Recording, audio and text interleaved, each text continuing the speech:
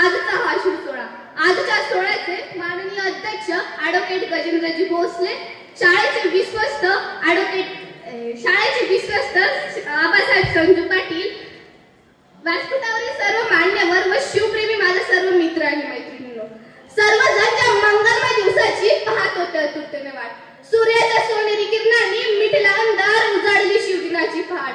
प्रत्येकाच्या हृदयी आज निर्माण झाली शिवप्रेमाची लाट. छत्रपती शिवाजी महाराजांना वंदन करून करते मी माझ्या भाषणाला सुरुवात.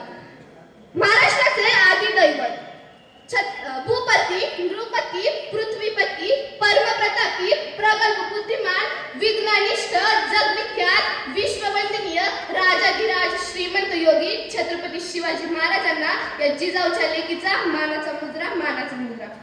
छत्रपती शिवाजी महाराज की हे शब्द कानावर पडतात, ज्यांच्या मुखातून आपोआपच जय बाहेर पडतो, रक्त सळसळते, छाती अभिमानाने फुगते, अंगावर सरकन काटा येतो, अशा मराठी मुळे बंधू आणि भगिनींनो, मी रिद्धी खेळणार. आज मी इथे एका महान महापुरुषाची गाथा बोलणार आहे, ज्याचं मला तुम्हालाच नाही तर संपूर्ण देशालाच अभिमान आहे. विजेसारखी तलवार चालू केला, निधड्या छातीने हिंदुस्थान आलो केला, वाघनखाने अफजल खानाचा कोथळा पाडून केला, स्वर्गात गेल्यावर ज्याला देवाने चुकून मुजरा केला, असा मर्द मराठा शिवबा होऊन गेला, असा मर्द मराठा शिवबा होऊन गेला. कोण होते शिवाजी? असे कोणते काम त्यांनी केले की आज 350 वर्ष उलटून त्यांच्या नावाचा जय जयकार सगळीकडे होतो.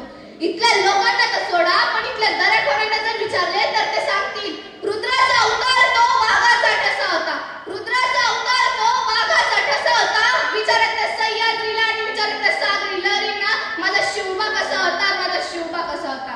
खरं तर छत्रपती शिवाजी महाराज हे नावच असं आहे की त्यांच्या नावातील प्रत्येक अक्षरी त्यांच्या कार्याची व पराक्रमाची महती सांगणारे व सर्वांना प्रेरणा देणारे आहे. कोणी की काळी आम्ही जनावरासारखं जीवन जगत होतो. आमच्या अन्नधान्यावर सोडा, पण आमच्या देहावर